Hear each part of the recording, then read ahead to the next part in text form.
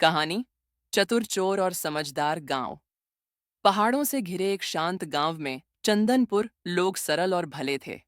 गांव के पास घूमने फिरने वाला एक चोर रहता था, जिसने सुना था कि चंदनपुर के लोग अमीर नहीं, लेकिन निश्छल और मिलनसार थे।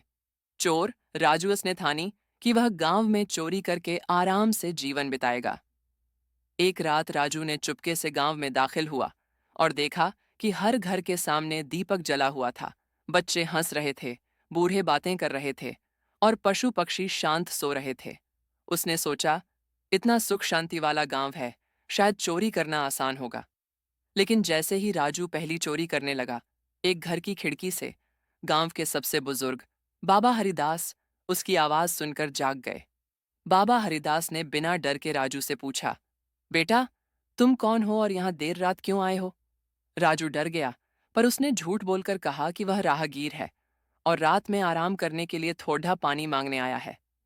बाबा हरिदास ने समझदारी से कहा, अगर तुम्हें सेवा चाहिए तो क्यों चोरी कर रहे हो? हमारी मदद मांगो, हम मदद करेंगे। बाबा का इतना सादा लेकिन दयालु व्यवहार देखकर राजू शर्मिंदा हुआ।